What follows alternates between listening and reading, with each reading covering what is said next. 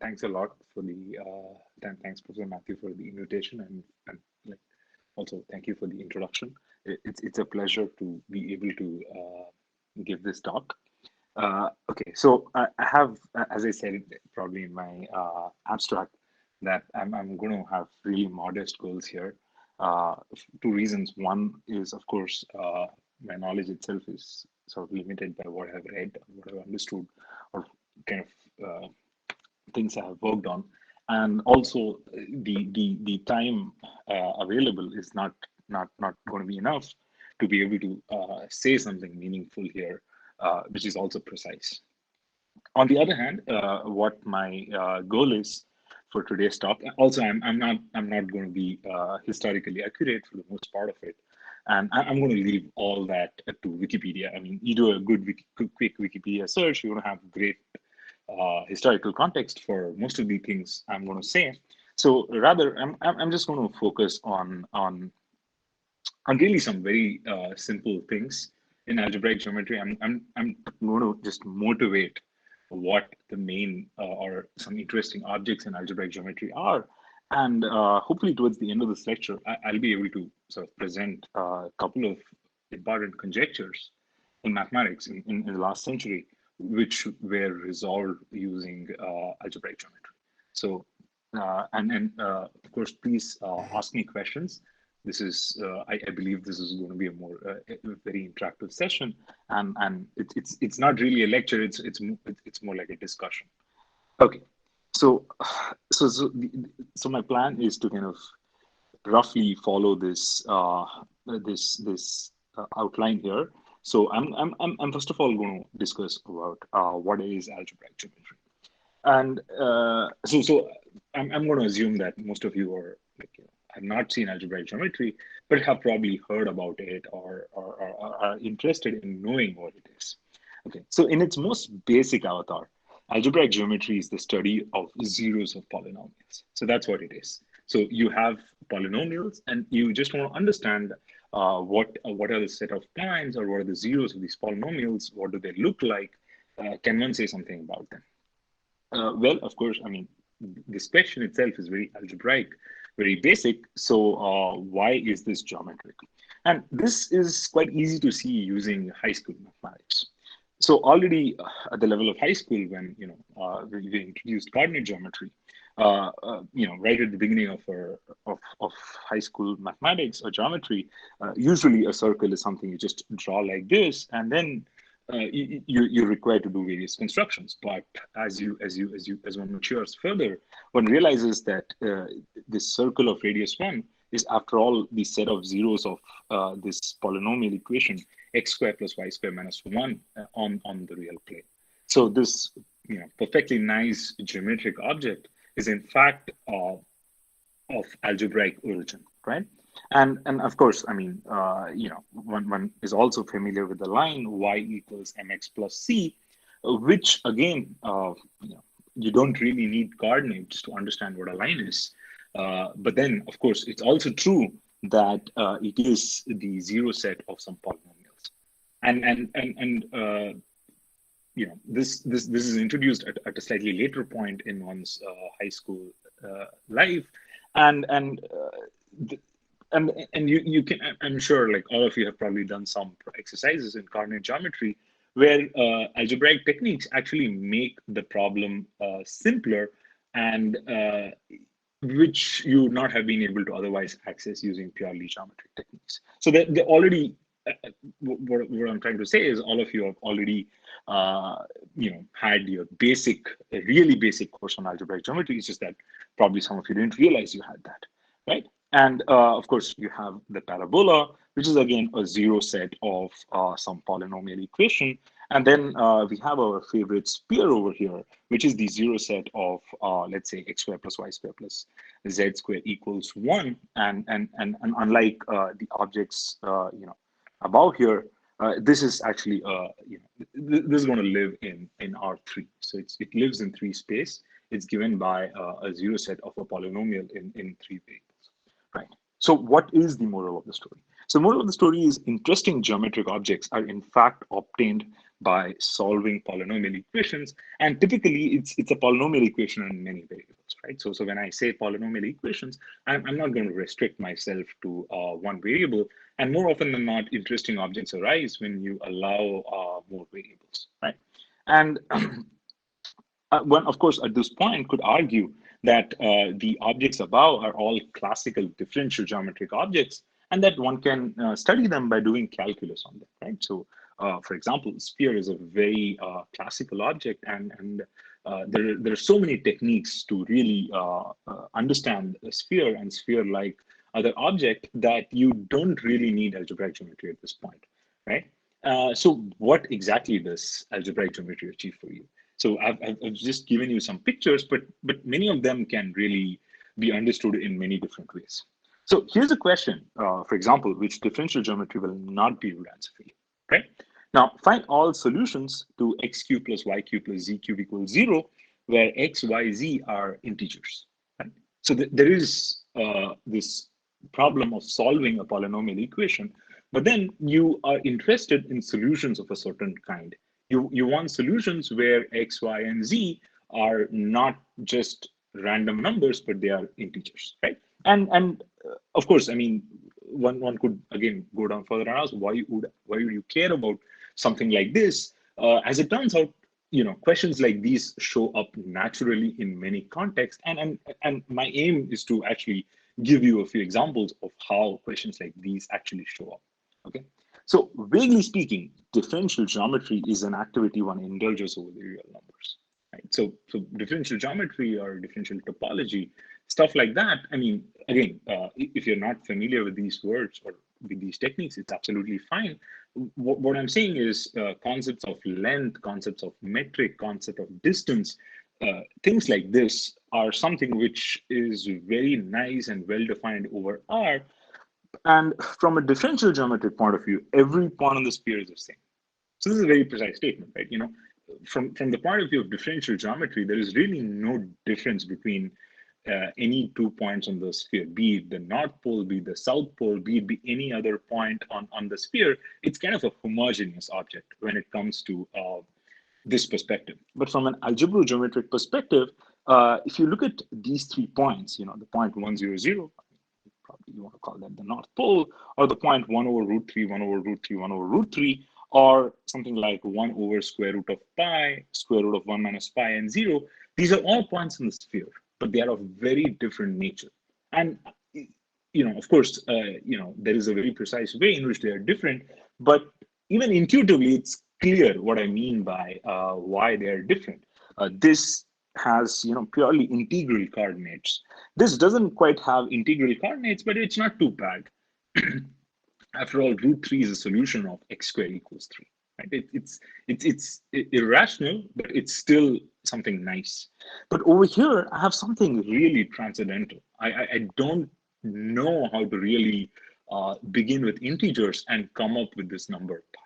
Right. So all these points are really of very different nature, and this is that sort of domain where algebraic geometry really shines. So this is where you want to say that it's different from differential geometry. I mean, this is one way. There are many ways. This is one of the ways. Right. Now, let us just briefly recall how numbers are introduced to us as children. Right. So of course, the first thing one learns, as a child, I guess, is how to count. Right. So of course, this, one is kind of taught this without any motivation.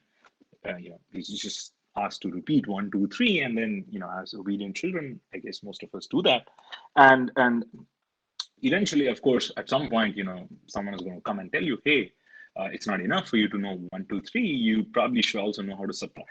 Right. But the moment you want to subtract, you realize that, oh, by the way, I need something called -1.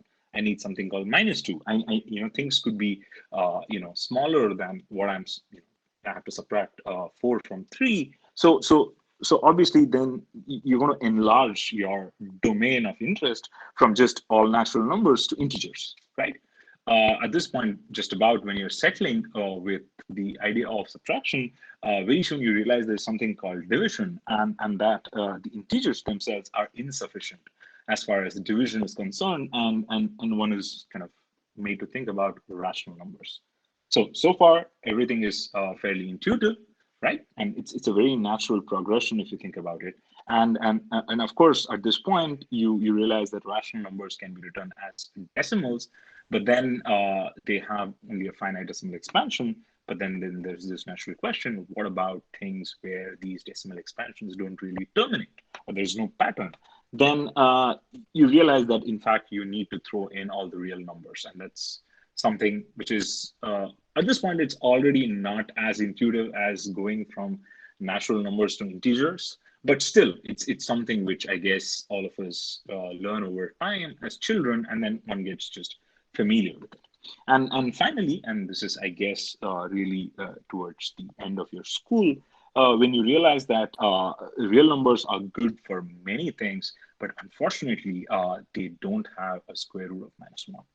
And at this point, rather in a rather, how do I say, ad hoc fashion, a square root of -1 is thrown in, and then you are introduced rather suddenly, I should say, to the complex numbers. Right? And this is where I guess for most people, I mean, for example, someone who's not going to pursue mathematics, this is where this chain ends. You probably don't have to learn anything more. And if you think about it from a more mathematical perspective, this is where one does real analysis, one does differential geometry, if one does end up doing undergraduate courses in mathematics, and then similarly over complex numbers, you do complex analysis. The nice thing about real numbers or complex numbers is much of the analysis that one does can be visualized pretty easily. Because there is a very nice notion of distance, and there are plenty of examples, right? I mean, for example, the sphere. I mean, it's something which I guess as humans, it's somehow easier to picturize, right? Now, as it turns out, this picture is in fact far from complete, though it's very easy to understand.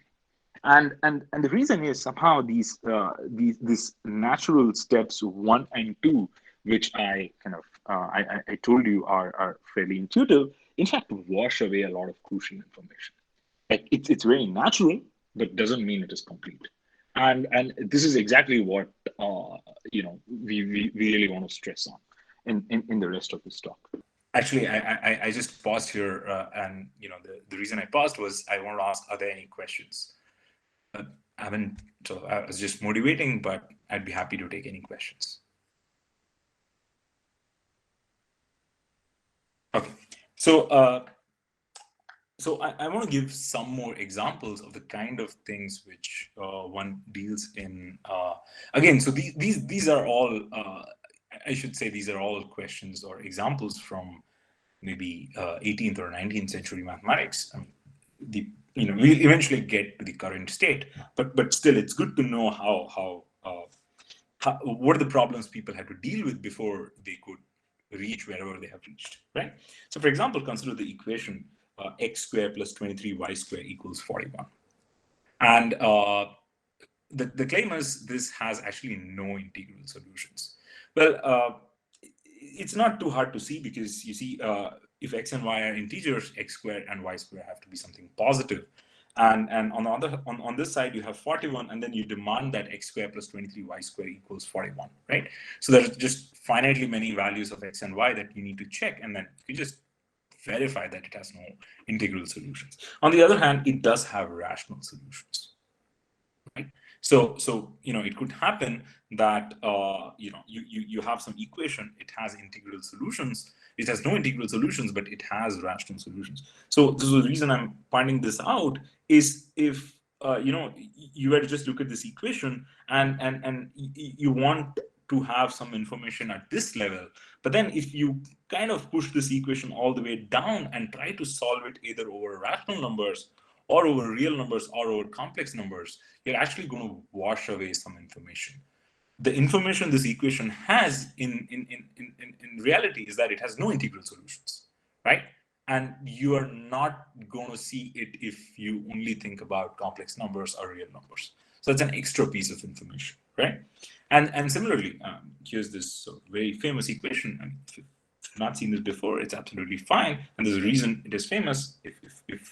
If we have, there is time towards the end of this talk, I'm going to come back to this. But this is an equation which, in fact, has no rational solutions. You can't find rational numbers x, y, z, all non-zero. Of course, it has trivial rational solutions, but apart from the trivial ones, it doesn't have any rational solutions. But if you allow x, y, and z to be real numbers, there are actually plenty of solutions. So again, so this is the kind of information which gets washed away when you go from here to here, right? So there is some information about the equation here which you can't recover by going here. So again, you ideally would want to do it, but you can't do it purely by real analytic methods, right? Now, finally, consider the equation x squared plus y squared minus 3z squared equals 0. So the claim is this has no integral solutions, okay? So I'm just going to tell a proof. I mean, the proof is not so important, but I'm going to do some things during the proof, and that's something which we want to understand, or we want to see what exactly we're doing. So I'm going to assume that the GCD of x and y is 1, and this is really, in some sense, a harmless assumption. And now I'm going to look at this equation modulo 3, right? Remember, I care about integral solutions of this equation. But now I'm going to do this ad hoc thing where I'm going to say that, okay, I'm going to just reduce this equation modulo 3. That is, I'm going to look at everything up to multiples of 3, right? So then if a solution like, for this equation does exist, then x squared plus y squared is congruent to be 0 mod 3, right? Because 3z squared is congruent to 0 mod 3. But note that any square, any square, if you take any number, you square it, and such a number is either going to be 0 or 1 mod 3. And it's going to be 0 mod 3 exactly when that number is divisible by 3. Since we have assumed GCD of x comma y is 1, so either 3 or either x or y is going to be, only one of them can be divisible by 3 or none of them, right? So that means x squared plus y squared is either forced to be 1 or 2 mod 3. So which means you cannot have x squared plus y squared congruent to 0 mod 3. And hence our assumption that this does have integral solutions is false. Okay. Again, I don't, the idea here is not to, I mean, at least for me, this is an ad hoc proof. I'm not interested in, okay, I did something, it worked out, maybe I was lucky, maybe my choice of the fact that I should go mod 3 was the right one, but that's why I'm not going to worry about the proof. What I really want you to appreciate or understand is that I wanted to understand if this has integral solutions or not. And in order to do that, I actually did not look at this equation either as as a real manifold or a complex manifold, but instead what I chose to do and what was really helpful for me is that I kind of reduced it modulo 3. I looked at this equation modulo 3, and that gave me some sort of obstruction. Okay, so that's something different. That's something which is missing in this picture. Where is the idea of going mod 3 in this picture, right? So that is the sort of thing that we are going to throw in. We ideally want to throw in, right? And real or complex analysis, unfortunately, does not provide us the right tool to answer such questions. However, what it does is it provides us a nice template for how geometric methods can be put to work, right? The underlying ideas which which essentially hold real and complex analysis the way they are, the basic tools allows us to guess what kind of object do we need in algebraic geometry to be able to answer questions like these. Okay, now algebraic geometry. So I'm going to go back to this original question which I had right at the beginning of this section as to what is algebraic geometry. And here is a very sort of vague and partial answer. Namely, algebraic geometry is a way to do geometry in places where real or complex analysis don't make sense anymore. You still want to do geometry, because that's something you clearly know from experience that has a lot of advantages. But then not everywhere are the tools of real or complex analysis available. So for example, you want to do geometry over residues modulo 3. Whatever that means. I'm going to make it precise in some time, but I want to do geometry over, F3, which are residues modulo 3. I want to do geometry over the field of rational numbers. I don't want to think of rational numbers as something sitting inside real numbers and then do geometry there. I want to do geometry directly over the rational numbers. And in fact, what algebraic geometry does is it allows me to do operations like that, right? And in fact, one can do geometry over any object with an addition and multiplication. That is something which is a ring. And that's really the power of algebraic geometry. It allows you to kind of use all those intuition to build geometry over things where you really wouldn't expect any sort of geometry to exist. Okay, so that completes sort of the zeroth chapter, zeroth section. So are there any questions?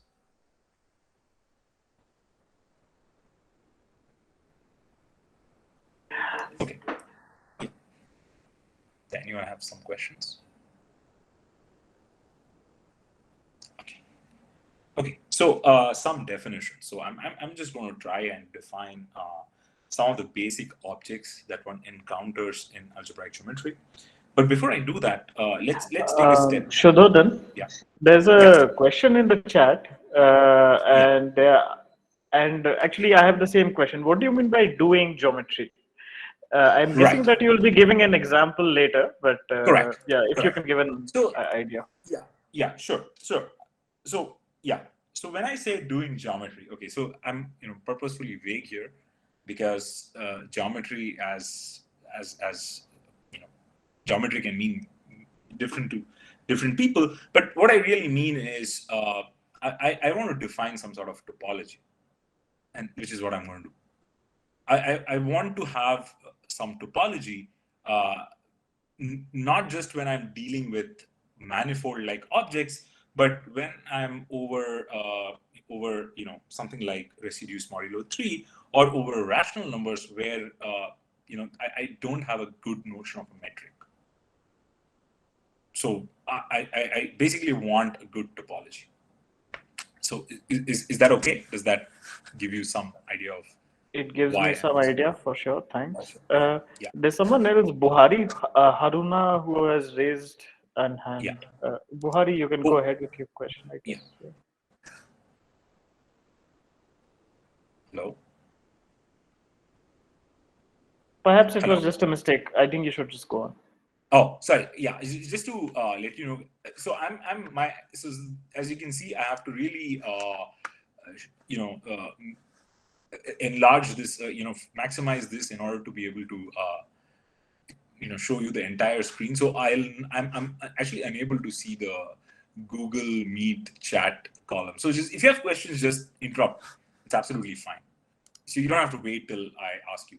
Just interrupt me. That way, it's much easier. So we can. Hello. Yeah. I just. Are you writing something there? Are you presenting something? Yeah, I'm presenting the screen. I just drew a red line now on the screen. Can you see that? I couldn't see that. I guess are others able to see the screen? I can see the screen. So I've been using a screen for. Okay. I'll try to reach out. Okay. So is this okay, or Hello? is this like a problem for majority of the people? Hello, please, I want to give out my question, please. Sorry. Hello? Yeah. Oh, I want to give out my question. Sorry, I couldn't hear you. Can you be slightly louder? Okay, I said I want to give out my question. Yeah, sure. Please go ahead. Okay. You gave an example where 3 Euclidean space where it is congruent to 0 modulo 3. Correct. Yes, that element, are they an idempotent element? I'm confused where we are having the congruent to 0 modulo 3. Okay. X square plus y square is congruent to 0 modulo 3. Where I'm using this? Yes. Okay, so basically what I have done here is the following. So I'm going to change ink so it's much more clear. So all I'm saying is this equation has no solutions, but I'm proving this by contradiction. I'm first saying that you can assume that if a solution exists, then I can assume that x and y are in fact co-prime. They have no common factor. And then I'm looking at the left-hand side of this equation, right? And I'm looking at the residues modulo 3. That is, I'm looking at the left-hand side up to multiples of 3. And the left-hand side up to multiples of 3 is in fact x squared plus y squared, because 3z squared is clearly divisible by 3. And on the right-hand side, I have 0. So the right-hand side is also divisible by 3. That means x squared plus y squared is divisible by 3. Right? And I'm saying that this cannot happen if x and y are co-prime. You cannot have two numbers which are co-prime such that x squared plus y squared is divisible by 3. And that's the contradiction. Is that okay? It's okay, sir. Thank you, sir. Right. Okay. So again, please feel free to stop me. Hello, sir. Yeah. Can you hear me? Yeah, I can hear you. Please go ahead. Yeah. Sir, you're saying about the Z3, right? Like you got a contradiction on the Z field. Can we use the general concept of valuation kind of thing? Like the Z3 actually occurs like the residue field of Z, like the complete Z3, right? Right. Like, right. Yeah, you can go to Z3 and also try to give an argument. Yes. Is that what you're trying to ask? Yes. Can we actually? I was asking just like can we see a bigger picture over here using valuation kind of thing? You see, I mean, yeah, exactly. You can, and that's exactly what I want to. I sort of want to say here is that somehow just like you can solve many problems in for example in classical mathematics by throwing in the rational numbers inside real numbers. Similarly, there are many other kind of problems where you need to throw integers into something else which is not there in the picture. And algebraic geometry is a way to kind of formalize this idea. Like I want to take this proof and I want to make it formal. I want to understand really why it's working out. There are two people who have raised their hands, Ellen Verma and Monica Singh. Monica is going with the question. Yes, please. Yeah. Thank you very much. Actually, I'm just, my query is this. Do we here in algebraic geometry interested to find out the solution of the Diffenton equations on fields other than R and C? Is this the idea which you are trying to convey to us? Yes, at a very how do I say it? At a very at a very basic level, that's the idea, which in practice is very hard to achieve. Like, it's very hard to kind of say, if you give me an equation and then ask me, oh, does this have rational solutions or does this have integral solutions? It's usually very hard to say something about it. But that's the motivating idea. And many of the things actually kind of go around answering questions like this. Okay. Will it be correct if we say rather than polynomial, if we say Diffenton equation? Diffenton equations are equations. Yes, I mean they are. How do I say it? I mean they are equations of this sort where you want to look at integral solutions. Yeah. But then typically you are interested not just in integral solutions. I mean, you can have, as I said, algebraic geometry. You can be doing it. You can be doing it over any ring, and typically you also, and that's something you want to really use. I mean, integers are good from a classical perspective, but they're not sufficient. Like you Okay. want something more general than that. Okay. Thank you. Thank you so much. No problem. There's also a question yeah. by Ellen Verma. Hello, good evening to everybody. This geometry, in fact, if you go to projective geometry, this is done over all kinds of fields, all characteristic fields. Correct. So please think beyond integers, Diophantine equation, what I thought I would say. Correct. That's exactly. Exactly. Yeah. Yeah, exactly. So I have a list of examples, and I'm kind of, because I'm kind of assuming people here may not be comfortable with positive characteristic geometry. So I'm kind of easing my way into that. But if you've seen this before, it's great. You should really be thinking of fields of all sorts of things.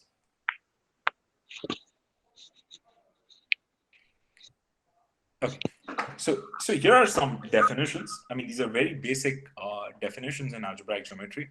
But before I want to do that, I actually want to say something about something which we already know from, as I said, much of this intuition comes from what one already does over real numbers, right? Now, note that when we want to solve polynomial equations, we always work over fields which are algebraically closed. So for example, if you consider the polynomial x squared plus 1, it has no solutions over the real numbers. But it does so over C. In fact, that's one way you can construct C, is by adding to R the square root of -1, or a square root of -1, right? And this is a sort of great theorem. The fundamental theorem of algebra tells you that once you do this operation, it's actually enough. Namely, you take any other polynomial, it's guaranteed to have a root in C. And this is in some sense a logical step, right? Because you want to solve polynomial equations, so you have to ensure that you have enough numbers which occur as roots. So going from R to C is a very logical step. And similarly, when you look at residues modulo prime P, there are obviously these P choices. If you take a number and you divide it by P, then the possible remainders are 0, 1, 2, all the way up to P minus 1.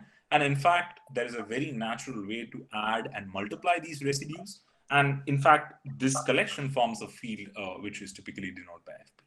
And it's quite easy to see, in fact, that FP is not algebraically closed. So if you really want to do geometry over FP, you need to enlarge FP. You really need to throw in a lot of roots in order to actually go to something which is algebraically closed.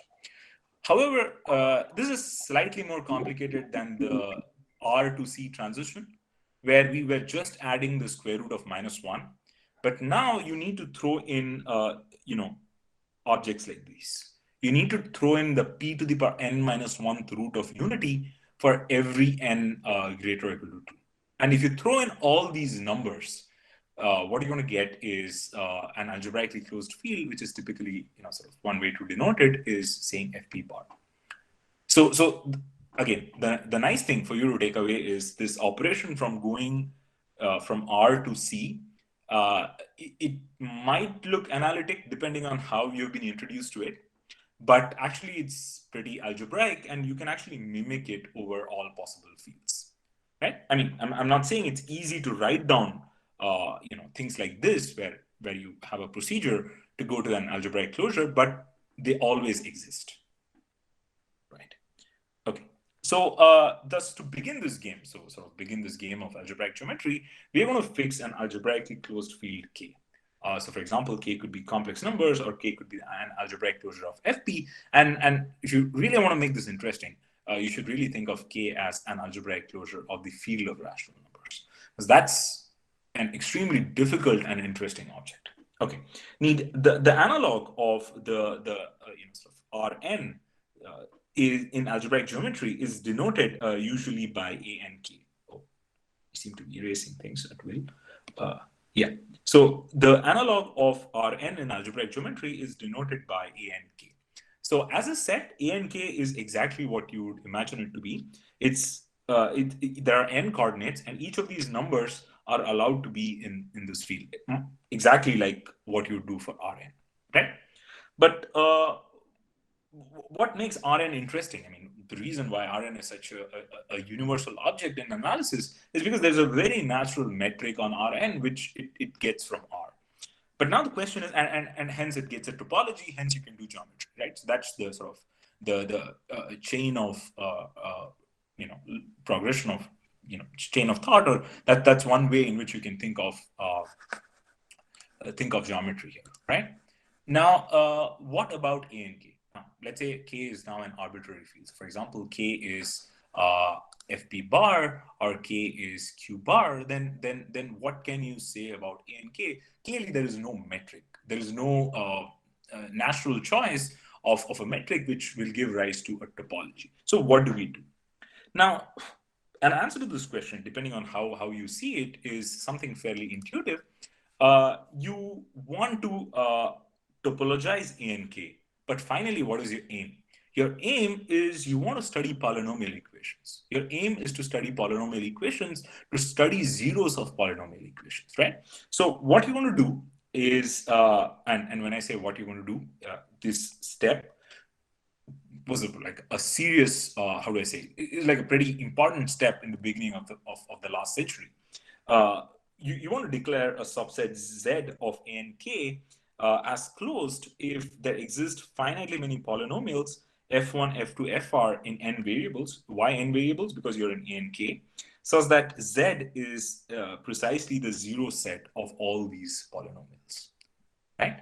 So again, I'm going to give examples, but right now I'm just defining what the topology looks like. So you start with A and K, which is an analog for Rn, but you don't have any metric, but you still want to have a topology, which means you want to have a closed set, open set, stuff like that. And you want to declare closed sets are exactly those which are given by zeros of finitely many polynomials, right?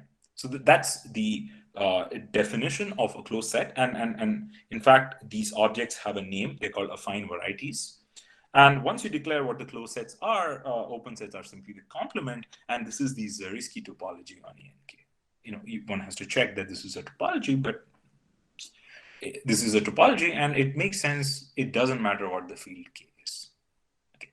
So are there any questions about the definition here?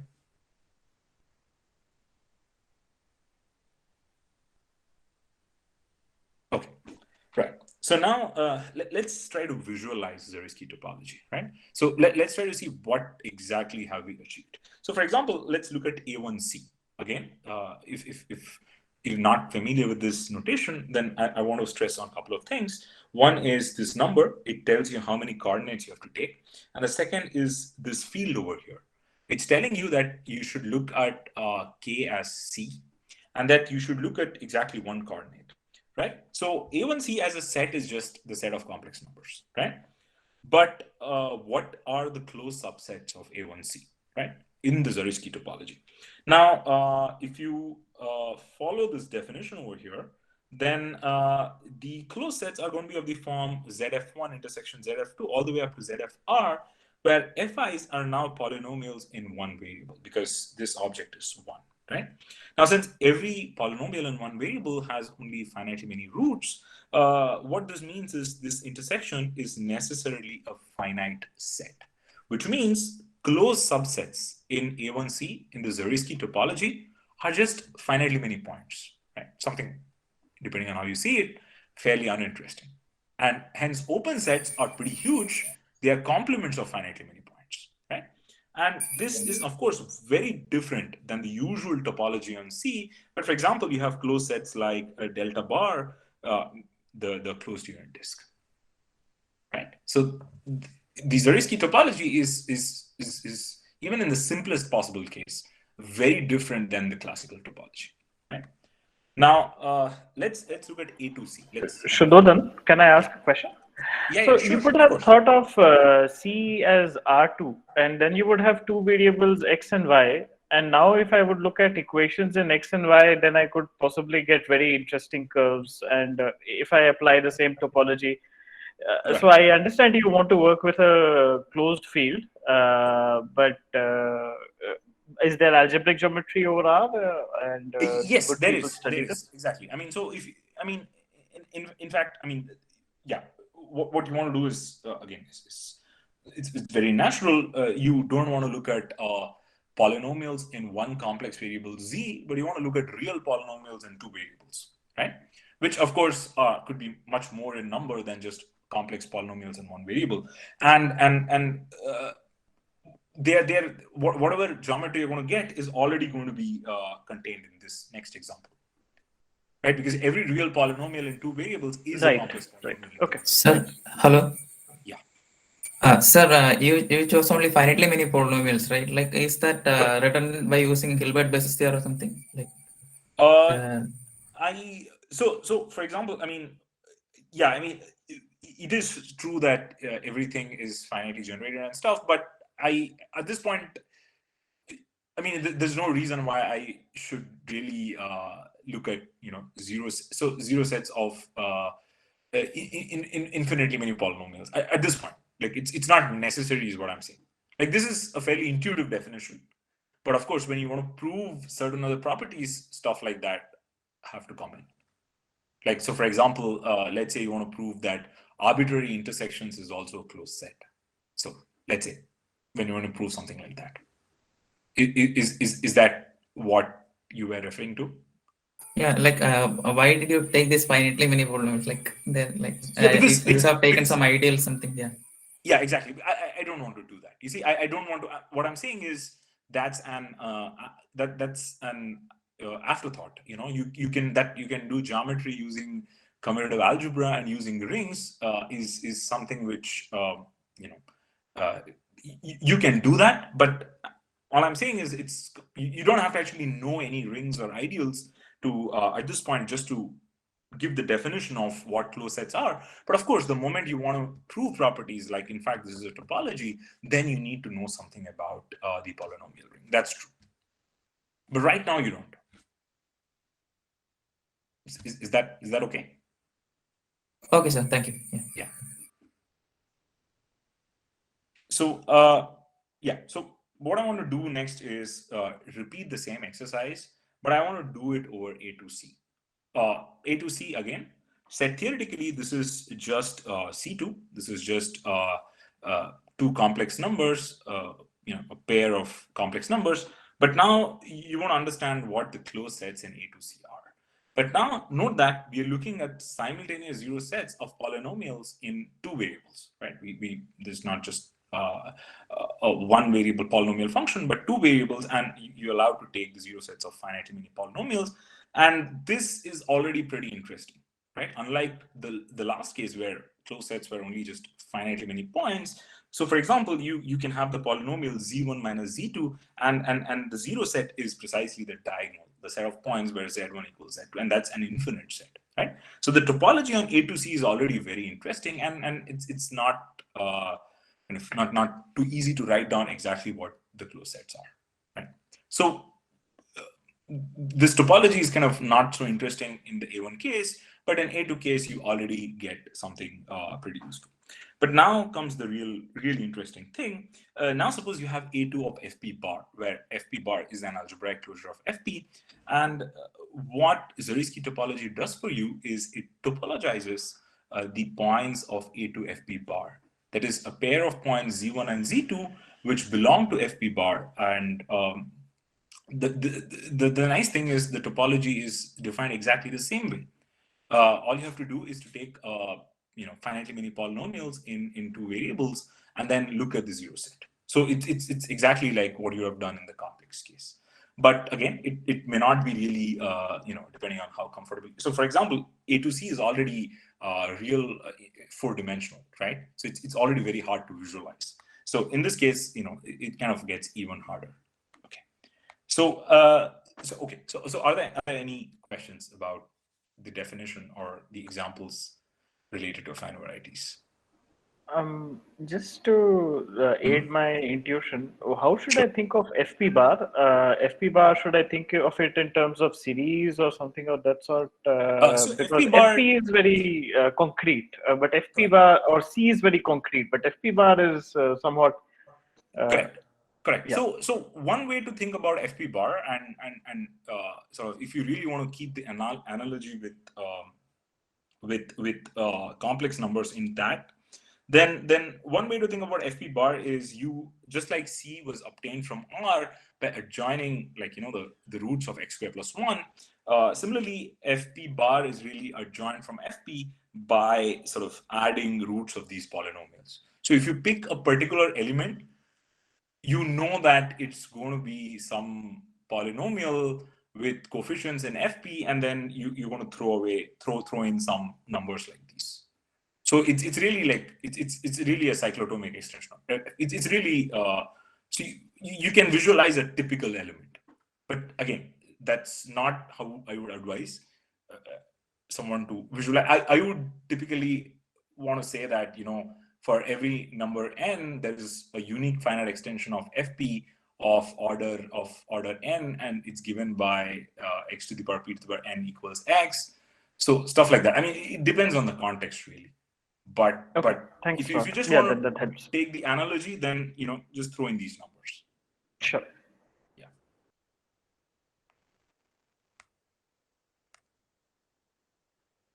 Right. Okay. So right. So right now, what I've done is I have defined for you what an affine variety is. I have given you. I have told you what. Yeah. I mean, of course, I didn't mention it, but it's kind of clear that A and K has been given the Zariski topology, and if I take any affine variety, any Z inside A and K, then it's going to get a subspace topology, and that's the Zariski topology on the Z, right? So affine varieties also have topology on them, right? Now, affine varieties, as far as algebraic geometry is concerned, are like atoms. And to get interesting objects, we have to glue these atoms, right? So if you really want to make something interesting out of just simple atoms available to you, you need to be able to produce some interesting molecules. So just like S2, the 2 sphere is obtained by gluing 2 copies of R2, right? So if you really think of 2 sphere, one way to think of it as a manifold is you throw away the north pole, and then it's a copy of R2. You throw away the south pole, it's another copy of R2, and then they have been glued together in a certain fashion. What algebraic geometry does is it allows you to glue arbitrary affine varieties to produce general algebraic varieties. But here is like a very serious difference, and this is somehow a feature of algebraic geometry, really. Note that in differential geometry, the basic models are really open subsets of R2 or R2, right? And these are very nice, smooth objects. They have, they're really smooth. They don't have any corners, or they don't have any edges. They don't have any singularities. But affine varieties can be, again, I'm not going to define what singular affine varieties are, but there are no restrictions on affine varieties. They can be fairly singular in nature. You could have something like something which looks like these, right? And this could be an affine variety. And in fact, this is, right? And objects like these are allowed. The theory allows you to consider these objects and glue these objects, right? And now you may wonder, oh, I have allowed these very basic objects in my theory to be singular. Oh, am I going to get something weird? But turns out these singularities in these objects are also very tame in an appropriate sense. And that is something which is very useful and very beautiful. It prevents very random topological behavior from sort of affecting algebraic geometry. So again, it's a really side note. If you're wondering, why I'm allowing gluing by arbitrary affine varieties, turns out it's useful. Okay. Okay. Now, here's an example of something which is not affine. I guess Professor Verma already mentioned this, but I'm just going to introduce them nevertheless. Right. Now, consider the set C2 minus 0. So I have the complex plane, right? Not the real plane, but the complex plane, and I'm going to throw away the origin. But now what I'm going to do is I'm going to identify the point Z1, Z2 with the point lambda Z1, lambda Z2, where lambda is any non-zero complex number. Now, after this identification, what we get is a new set. Oh, there's a small typo here. We get a new set, and this new set is called P1C, right? So it's just a set as far as we are concerned, right? So all I have done is I have taken the complex plane, And for any line, I'm identifying all points in the line, right? Every point in the line becomes the same, and whatever new set I get is called P1C. And here's a fact, P1C is in fact obtained by gluing 2 copies of A1C, right? So you start with the affine complex plane in one variable, and if you glue them, much like you glued 2 copies of R2 to get the sphere, similarly, you glue 2 copies of A1, you're going to get P1. So it's not an affine variety.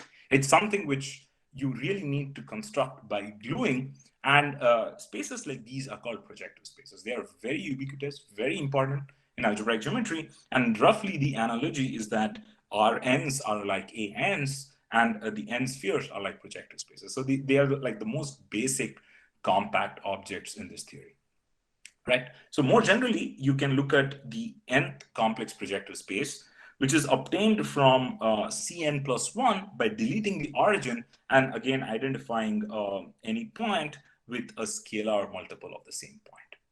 So if you do this identification, you're going to get PNC as a set. And it is a fact that this set can be obtained by gluing n plus 1 copies of the affine space. That's something, that's a computation one has to carry out. And the topology we get on this space is the same as the quotient topology or the topology I would get by gluing the n copies. Exactly. So both of them would coincide. Both of them would coincide. Exactly. Well, the more easier thing to do would be to just glue the topologies. Would be just glue the topology and get it as a glued space, because somehow I should, this is just a random technical point. Taking quotients in algebraic geometry is usually a difficult business. So even though you might, it's easier to picture it this way, but really when you want to give it a topology, it's best to kind of do it over by gluing these things. Yeah. Exactly the same way you would do over let's say the real numbers. Yeah. Is that okay? Yeah, that's okay. Any questions? Any questions here? Sir, what's actually gluing kind of thing algebraically? What it essentially means? Sure. Okay, so here is something. I mean, so first let's think about what gluing for a sphere is. So let's say you have a sphere, right? And I'm going to delete this north pole, right? So let's say I deleted it, and then using stereographic projections, if I project from this point onto this plane over here, I'm going to identify every point on the sphere with a point on the plane. And you can write down an explicit formula where any given point on the sphere goes to, right? So what this means is the sphere minus the north pole is actually, set theoretically, it's really the same as R2.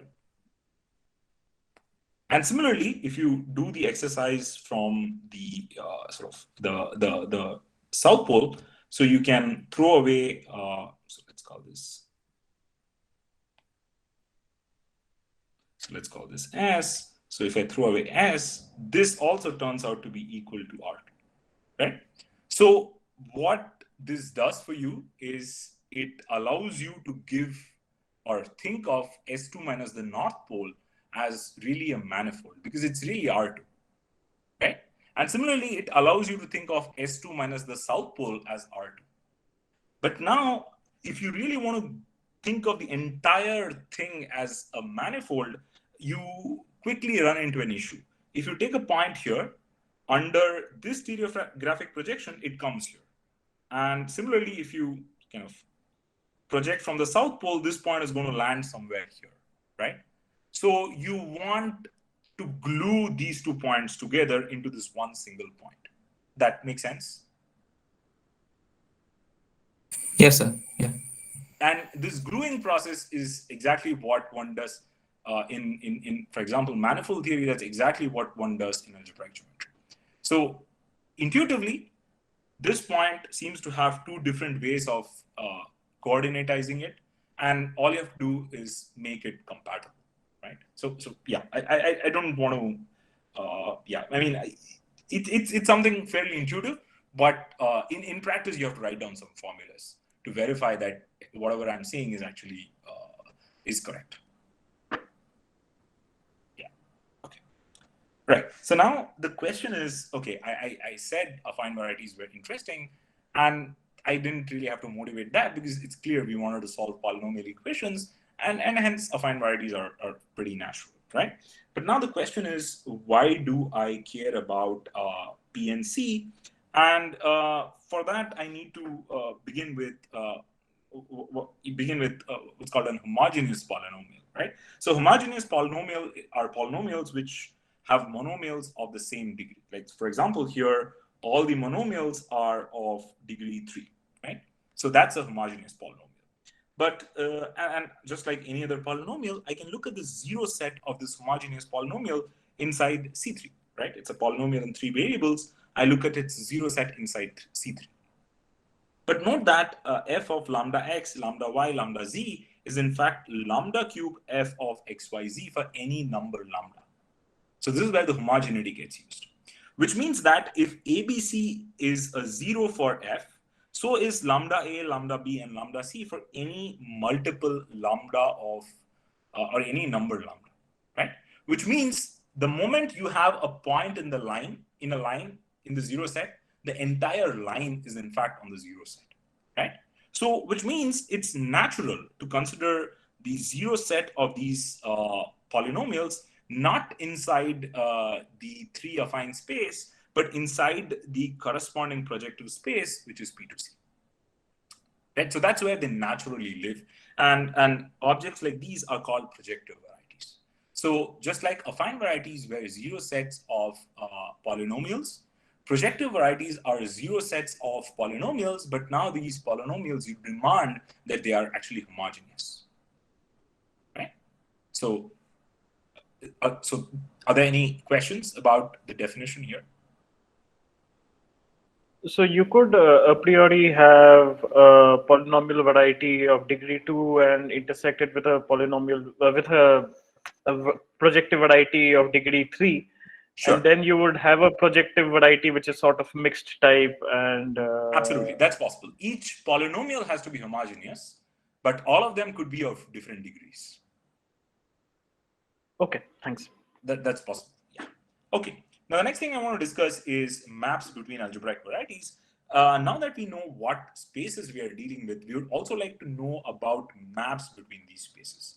Because you see, that's also an interesting feature of analysis, right? It's not just that you have spaces, but you have continuous functions, you have differentiable functions, you have holomorphic functions. So you want to know what functions are in algebraic geometry, and it's fairly clear what you have to do. If you want to look at maps from ANK to AMK, that means I'm given a point in ANK, which means I'm given n complex numbers or n numbers, and I need to figure out a collection of m tuples. And the easiest way to do this is to choose m polynomials in n variables and just evaluate them, right? So for example, if I want to go from A2 to A3, that means I can send the point Z1, Z2 to Z1 cube, Z1, Z2 square, Z2 plus Z1, right? So all I have to do to give you a map from AN to AM is I have to just give you m polynomials in n variables, right? So that's exactly what maps in algebraic geometry are. So what's not an example? So something like Z1, Z2 going to e to the power Z1, comma e to the power Z2. That's not allowed because the exponential is not a polynomial. More generally, let's say you have affine varieties Z1 and Z2, Z1 inside ANK, Z2 inside AMK, then the allowed maps are going to be exactly like before, right? Pretend as if you're giving a map from AN to AM. So you're going to send Z1, Z2, Zn to a collection of m polynomials and variables. But now you want these polynomials not to take arbitrary values, but you want them to land inside this subvariety, right? So again, it's probably hard to see the general definition. The example kind of makes it clear. Let's say I want to give a map from A1C to this affine variety which we defined some time back, which was the zero set of Z1 minus Z2, right? So one example is Z going to Z square, comma Z square. That's an allowed map. That's a map from A1C to this subvariety Z, right? But an example of something which is not a map is Z goes to Z square comma Z cube. It's a valid map from A1 to A2, but it does not land inside Z because Z square and Z cube do not agree each other, right? So the upshot of all this is basically if you're given two varieties and you want to give a map between them, let's assume these are affine, then all you have to do is you have to pick some polynomials which satisfy some obvious conditions. Okay, so are there any questions here about the maps between varieties? Okay, now is something really interesting, and this is for people who are familiar with Galois theory. Now let K be a field. I'm not going to assume K is algebraically closed. Then, in fact, for every sigma in the Galois group of K bar over Q, there's actually a map from AN K bar to AN K bar. It's a fairly intuitive map. What is it? It sends the point Z1, Z2, Zn to sigma Z1, sigma Z2, sigma Zn. What is this map doing? You see, points in AN K bar are just a collection of n numbers in K bar. Okay? And what happens to them under sigma is, you see, these Z1, Z2, Zn actually belong to, these Zi's, they are after all in K bar, right? And the moment you have an element of the Galois group, you can evaluate it, you can make it act on elements of K bar. And when you do that, you get possibly a different element of K bar. So if you really think about it, what this is doing is it's producing your map from AN K bar to AN K bar. And this is a very unique feature of algebraic geometry. It remembers things about the ground field. It remembers that you're working over Q and not over, let's say, R or C. It really remembers Q, and it allows complex interactions to take place when the base field is not algebraically closed. And this is exactly the point of intersection of number theory with geometry. The fact that the base field's arithmetic can actually be translated to something geometric. Okay. This map can be generally caught by the minimal polynomial of these Z1s, right? These Z1s are just variables. They are not. I am not sure what you mean by minimal polynomial, because so for example, if you think about something like A1C to A1C, and let's say your base field was R, all I'm saying is you send a complex number Z to its complex conjugate. Do you see what I'm saying? So yes, these are just numbers. These are just numbers, and all I'm saying is complex conjugation is a well-defined map between A1C to A1C. Of course, this is very simple, but if you really kind of upgrade this to arbitrary base fields, that's something really interesting. Because as I said, the Galois groups of fields can be pretty complex. Already when K is FP, it's something interesting. It's not as simple as Galois C over R. Sir, the question what I was exactly asking was, like, this map, anyway, this is a map between the affine spaces, right? So you already defined the specific criterion for maps between affine spaces, like it should be polynomial entryway. So somehow if we can, that was okay. So I'm cheating here a bit. And you cannot really realize it in that fashion for an arbitrary K. Right. For example, already for when you are over complex numbers, you can't realize it that way. But in a suitable way, this is an allowed map. Again, I'm sorry, I'm cheating, but I don't really want to get into that direction. But all I'm saying is this is an allowed map in algebraic geometry. Yeah. Yes, sir. Yeah, because the sigma anyway, if we introduce a sigma from the Galois group, there is actually some restriction that you are doing to the the images like Z1. Like if you take the Z1 can only be mapped to some specific points, right? Correct, but this will still be an automorphism.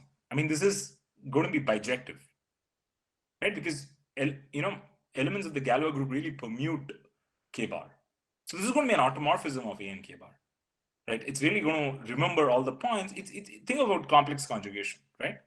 Z going to Z bar. That's really an automorphism. That makes sense. Okay, so yeah. So again, so I'm kind of cheating here a bit, but not too much. There is a way in which you can really realize all this in using whatever I just mentioned before, but I don't want to go in that direction. Really, what I want you to remember from this sort of example is that there is a way in which the Galois groups can be made to interact with geometry. Okay, so the next thing I want to really discuss here is I guess I'll have time for just maybe one application, but that's okay. So how do we peek into an algebraic variety? So this is really a very interesting question, and really there is there are many answers. There are some really good answers, but there's not a complete answer, right? So really the best analogy I could think of is elephant and the blind man, right?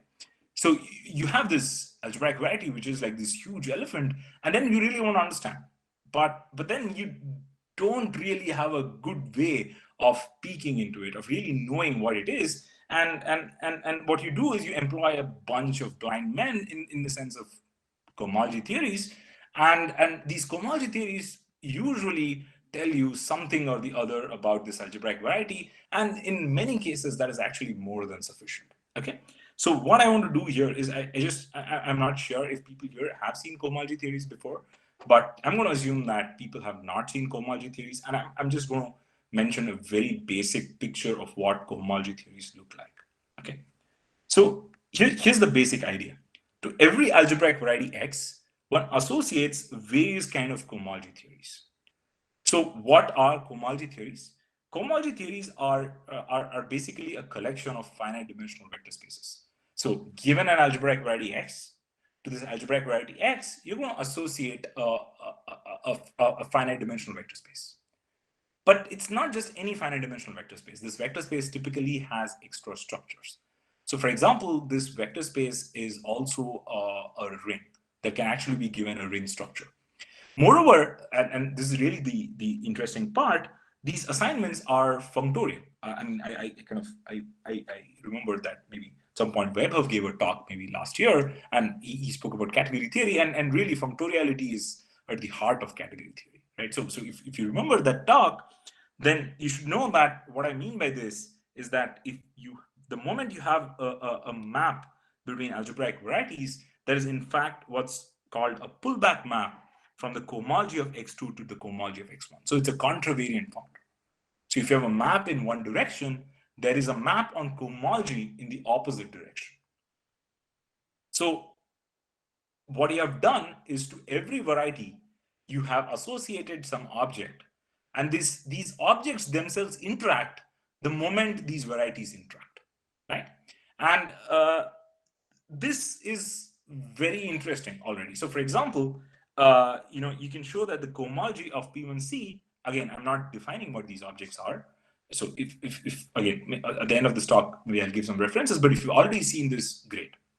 So the cohomology of P1C is given by 3 vector spaces. They are indexed by 0, 1, and 2. And the H0 is Q, H1 is 0, and H2 is Q.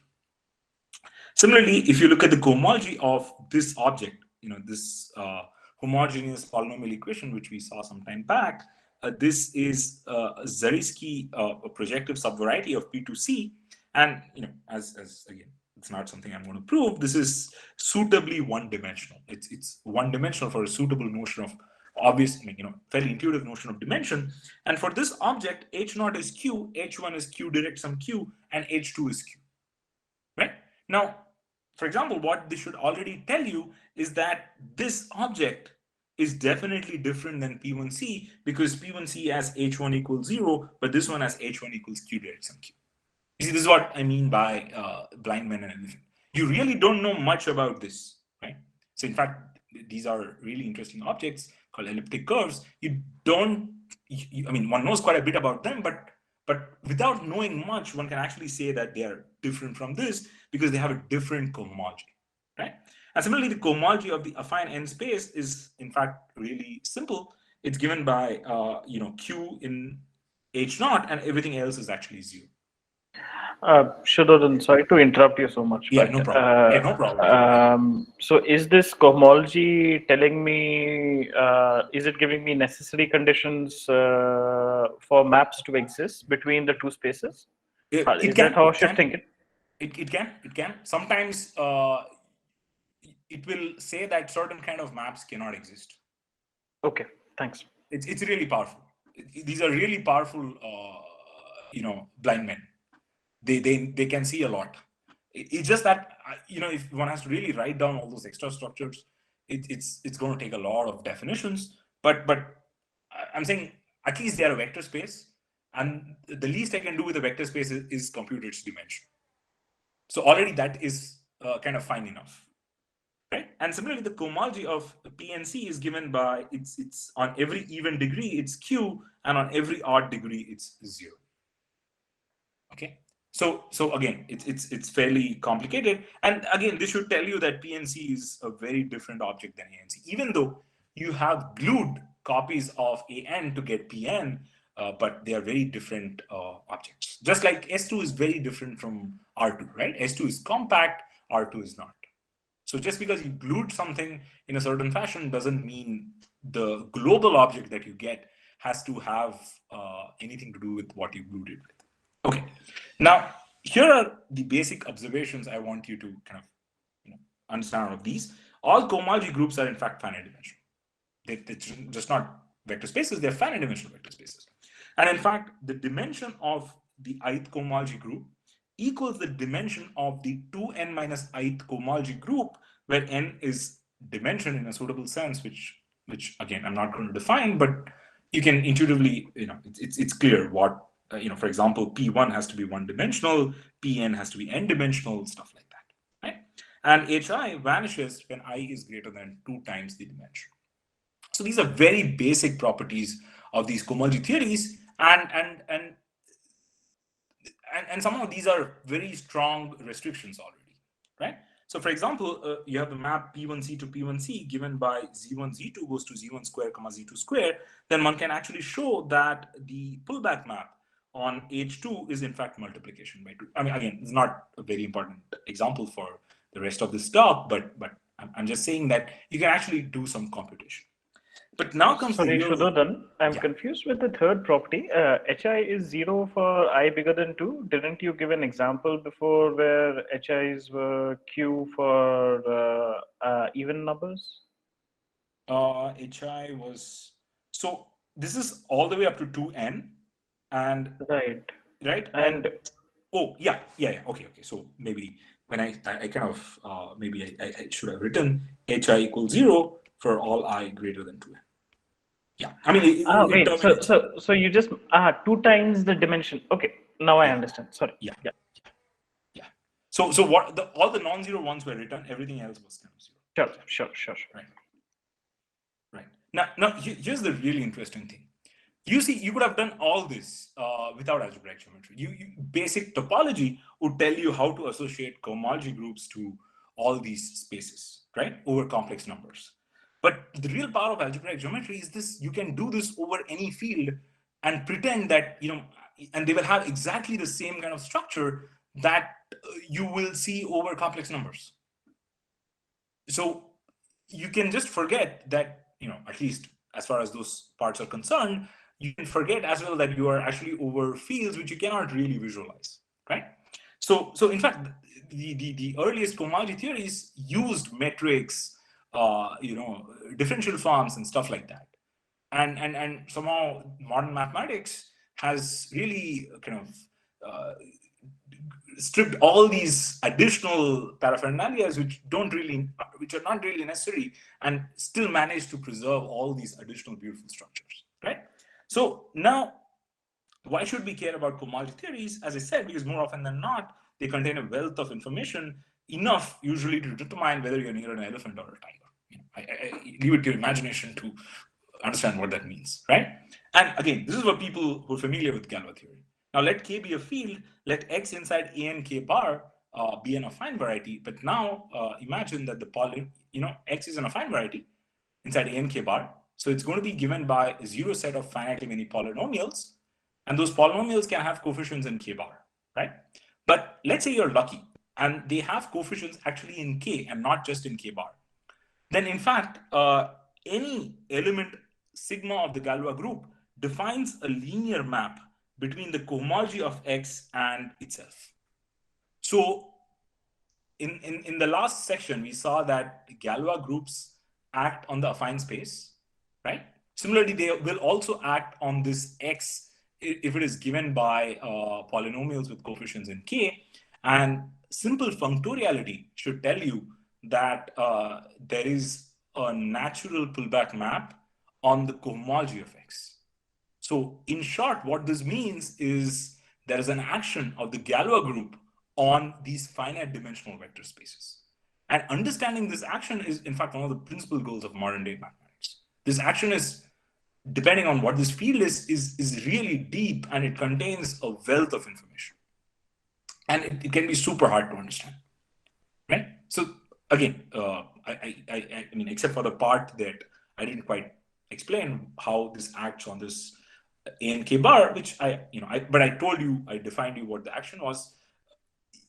This is fairly simple to arrive. I mean, if you do a basic course in algebraic geometry, you can reach this point very quickly, where you understand that Galois group of fields act on cohomology theories. But this thing can be a monster to understand, and all major developments in the last century have been about saying something about this action. Okay, so I just have time for one application, and I definitely don't want to end this talk without giving you one application. So let me quickly jump to the application. But of course, are there any questions?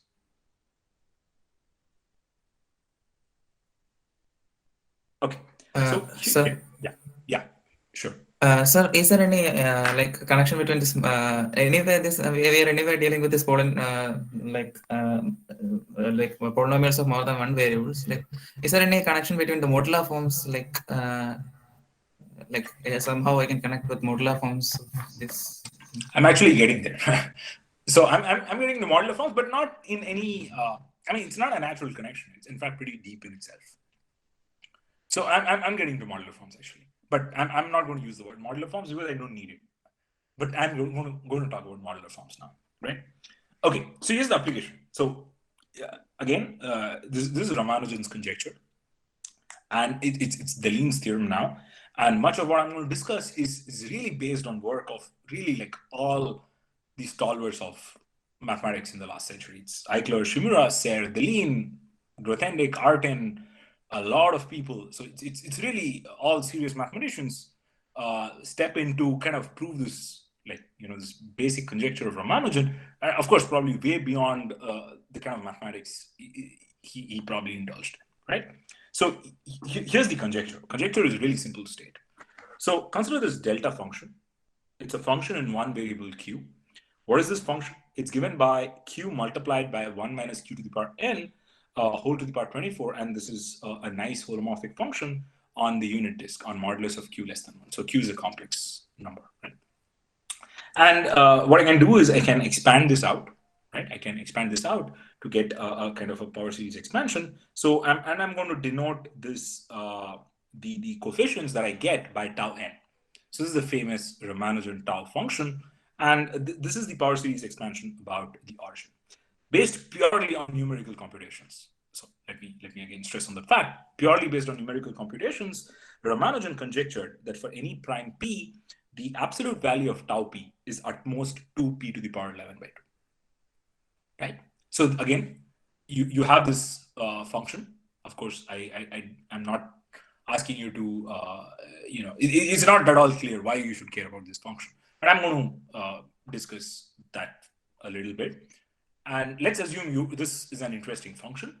Then these estimates are usually, these estimates of these Fourier coefficients are usually very hard to carry out. And the moment you can do it, you obviously get you're going to get many interesting things.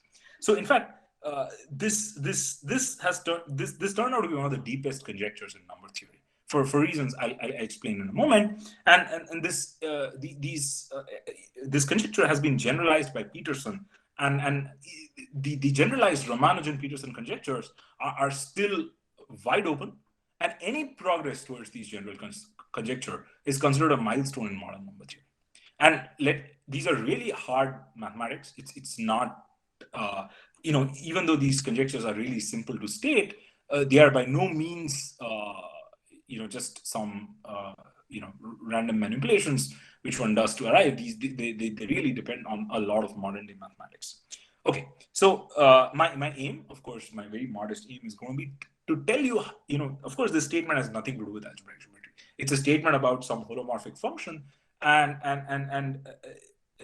the proof is completely algebraic-geometric. And the bound one was obtained by Deligne as a consequence of his awe-inspiring proof of the wave conjectures. And this is this is a very important work of Deligne, but in the scale of things he's done, this is probably just in one piece, right? So here's a stamp issued by Belgium in his birth country in honor of his winning the Abel Prize, and you can see the Ramanujan bound over there. Okay, so what I'm going to do is I'll try to indicate some of the points in the proof of this statement which are algebraic-geometric in nature. So I just want to tell you how from wanting to solve polynomial equations, how one could actually develop so much beautiful mathematics, and which in turn ends up answering a question like this. Okay, so first of all, as I said, why do we care about delta Q, or rather, how does one reach delta Q naturally? Why would you think about this function at all? In fact, the story is much older than Ramanujan, and classically, Jacobi, Riemann, Poincaré had been studying elliptic functions and modular functions for quite some time, and the reason why I guess someone like Jacobi would do it because he's interested in these elliptic integrals. So these are some very natural functions, and what I'm going to focus on are modular functions, and the modular functions are functions from H to C, where H is the upper half plane. It's all those complex numbers with imaginary part at least imaginary part greater than 0, and these holomorphic functions are required to have some symmetry properties, right? So they're modular because they have some well-behaved, some nice behavior with respect to what's called the modular group, right? Now, for example, if one demands that you want f of z plus 1 to be equal to f of z, and f of minus 1 over z to be z to the power 12 fz. So what you're demanding is you want a holomorphic function on the upper half plane plus these properties. Then it turns out there's actually a C vector space of such functions, and it's actually one-dimensional. So it's really one function and multiples of that, right? And I'm not saying that's something really immediate to see, but one can show this. And let d of z not equal to 0 be a non-zero element of this vector space. Everything else is going to be a multiple of this. Then note that, first of all, note that we have a natural holomorphic map from the upper half plane to the unit disk, the punctured unit disk, which sends z to e to the power 2 pi z, right? So here you use the fact that the imaginary part of z is positive to show that this actually lands here. And moreover, this map, just by construction, satisfies phi of z plus 1 as phi of z, which means any function f on h which satisfies f of z plus 1 equals f of g, z actually descends to a function on the punctured disk, right? So you have this natural map to the punctured disk, and it has sort of non-trivial fibers. But then if you have a function which also respects the same symmetry, you're going to be able to think of that function as a function on delta star. In particular, I can think of delta d of z as a function on delta star, And for an appropriately chosen d of z, meaning if I scale d of z appropriately, what I'm going to get is this delta of q is in fact going to be equal to d of z, because q is e to the power 2 pi z.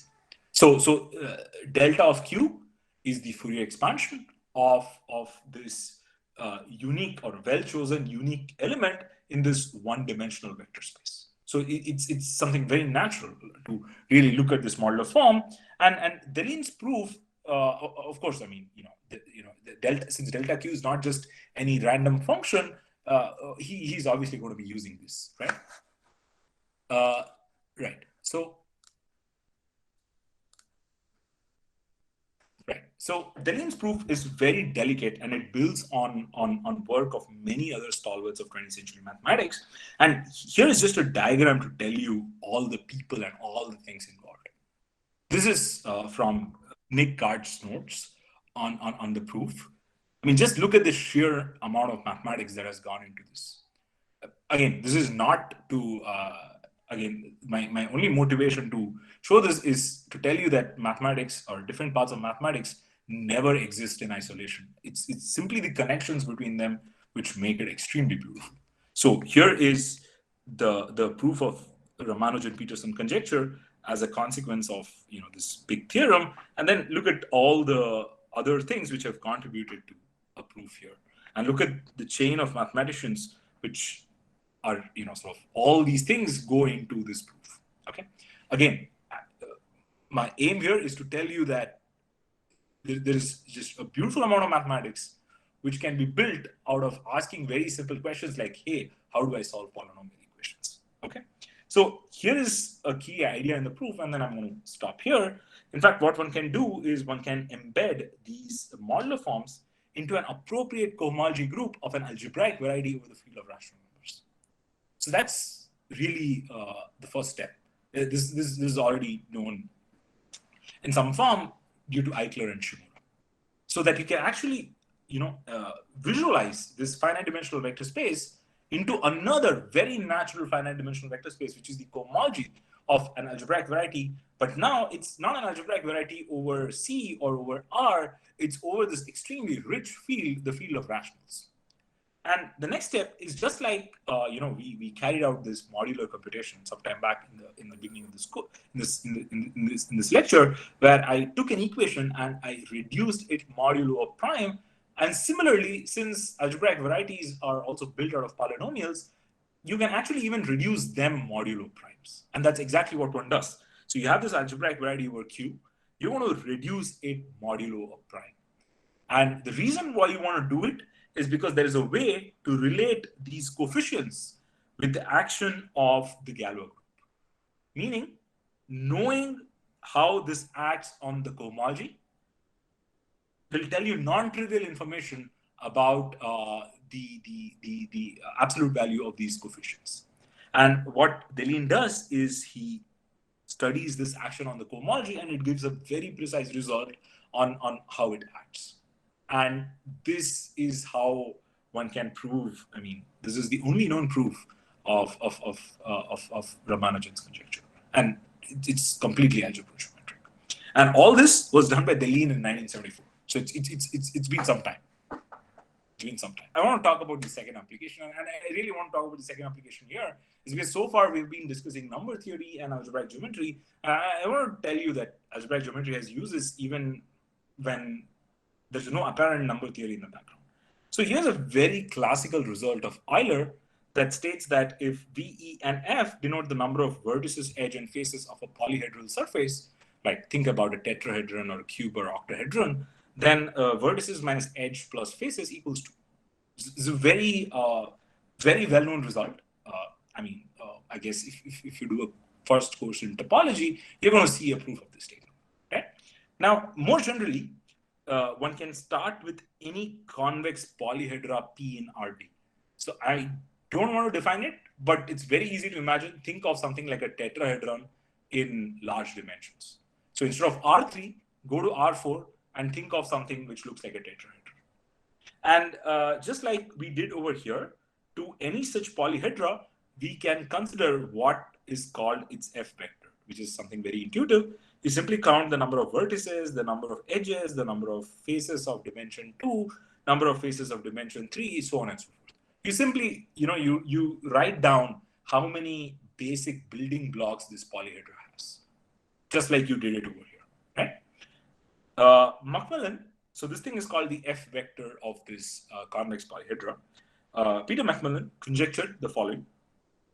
He said, if you choose an arbitrary vector, he gave you conditions of some precise conditions of when this F vector is, when you take a collection of numbers like this, when is it the F vector of a convex polyhedra? So it turns out it's the F vector of a convex polyhedra if two things happen. Condition 1, he defined these numbers hi. I don't want to go into the definition. We are really not going to prove it. He defined some numbers hi, and then he demanded that hi has to be equal to hd minus I. So you start with the F vector. Starting from the F vector, you can define these hi's. The first condition is hi should be equal to hd minus I. Okay? And the second condition is there should exist a graded commutative C algebra, R0 direct sum R1 direct sum R2, such that R0 is C and R is generated by R1 as a C algebra, and the dimension of Ri is hi minus 1. Okay, so these are the two conditions. Again, we are not going to prove, but I want to state this condition because if you simply look at this condition, you should already be reminded of cohomology. Remember, cohomology had this sort of symmetry, which we, I kind of very briefly mentioned over here. I said there is a certain symmetry in cohomology, right? And the fact that the cohomology is also an algebra. So both these conditions *1 and *2, very much remind you of algebraic, of cohomology theories. And in fact, it was Richard Stanley who gave this wonderful 2-page proof of this conjecture, simply by showing that you can begin with a convex polyhedra rho, and you can construct a variety X rho such that this Ri you want is in fact the ith cohomology of X. That's it. That guarantees, just a 2-page, very, very nice proof. Modulo, you assume all standard facts from algebraic geometry. Okay. So again, this is one of those applications which, at that time was definitely, even now it's very interesting, but at that time was definitely very, kind of very new kind of insight. And yeah, so this is where I want to end. Thank you.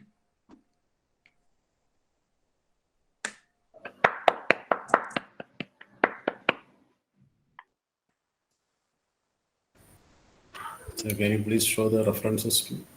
Yeah. So I just wrote down some references because I'm not sure how what is the level of familiarity of people with algebraic geometry is, but here's a chain of references. So obviously, I guess commutative algebra, you have Thea McDonald, and for algebraic geometry, you have these online notes by Ravi Vakil, and you also have Hartshorn's book. These are very standard references. I would definitely, if you're trying to kind of read it yourself, then the first reference is actually something really good. And for basic number theory, there is a book by Serre called A Course in Arithmetic. And finally, when you've kind of done all these three, a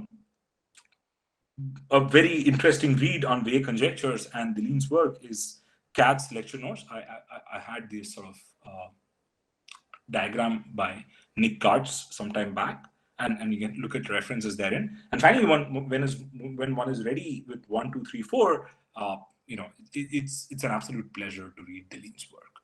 He's really going to explain why and how he did what he did.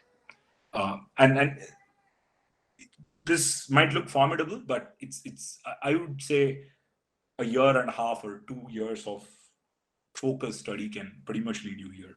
It's not that hard. I mean, especially since the proof was some time back, people have really simplified the proof over time. And for Stanley's proof, you have his book on combinatorics and commutative algebra. So he has this book and where he explains all these techniques.